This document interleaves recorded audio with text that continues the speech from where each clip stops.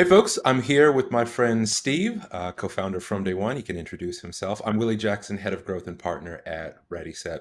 I want to talk really briefly about a partnership we've had the privilege of kind of having over the years that we've re-engaged recently here in 2023. And I'll share this by way of story time, and I'll keep this brief. If memory serves, in 2019, From Day One reached out about being involved with the 2019 forum they were hosting in San Francisco. And we took advantage of that opportunity, and I co facilitated an ally skills breakout workshop.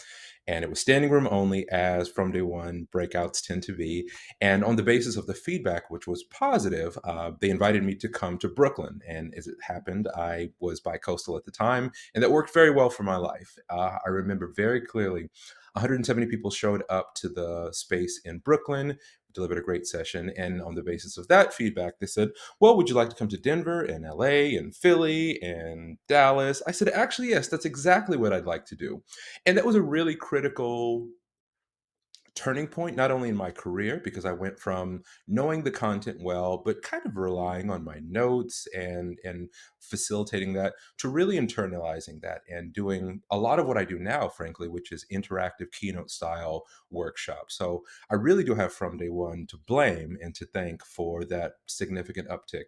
There's another part of the story where all those seeds planted post George Floyd resulted in tremendous business growth for us, and that's one of the reasons why we leapt at the opportunity to work with From Day One again. So, Steve, I owe you all a big thank you for that. And I just wanted to talk briefly about the impact that this partnership has had with From Day One, because you all have done conferences all across the nation for years now.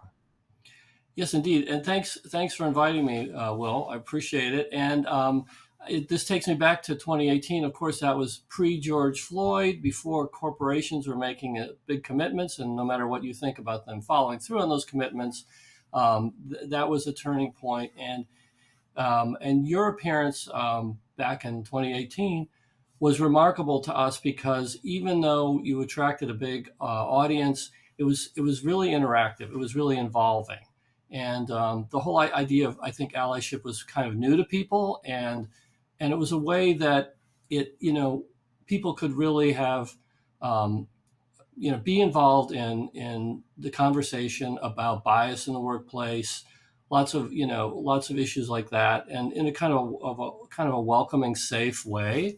And you invited them in these conversations. You invited them in with prompts, things from talk shows, and then some analysis of what was happening here, and it really drew them in, and got people to saying things that were pretty frank and candid, and even, you know, they got away from being embarrassed or shamed, or or those sorts of feelings. So it was really remarkable. And then it was like a road show then for all the cities we went to. Um, you had this interaction with people, and it worked. It translated to every city, and all the cities are different. Some are very diverse, and some aren't very diverse at all. But that was and maybe in those markets it was even more welcome, because people weren't used to being in public, and here they are, corporate leaders, and with their peers, and really taking a chance, and being vulnerable about saying what they thought or mistakes they'd made. So it was there was really great chemistry, and I think, of all the sessions that we had on other issues like talent acquisition and social impact, I think these conversations on allyship were the most powerful. Thank you for saying that. And you're really bringing me back, because, it was a while since we did that, 2018, 2019, that was a while ago. And you're right. Some of what you're pointing out is what we try and bring to our sessions, which is a shame-free environment. We try and provide some context and some commentary on public events, things that are taking place in the world. And we also try to give people an actionable way of engaging with this that doesn't make anybody feel foolish. Like, none of us grew up learning about this stuff. Many people with racialized identities grew up living it and experiencing it. But in terms of cross cultural communication and creating some understanding across lines of difference without making people feel bad, that's one of the reasons that I'm so loyal to the Ready Set brand, and why I love what we do, because we can create those spaces, and in the case of this partnership, at scale. So thank you for those very kind reflections. And yeah, that That's again, that's the reason we're excited to be partnering with From Day One. And I guess I just wanted to say publicly, thank you for the opportunity, and it's been an absolute privilege. I'm really excited about this year's sessions as well.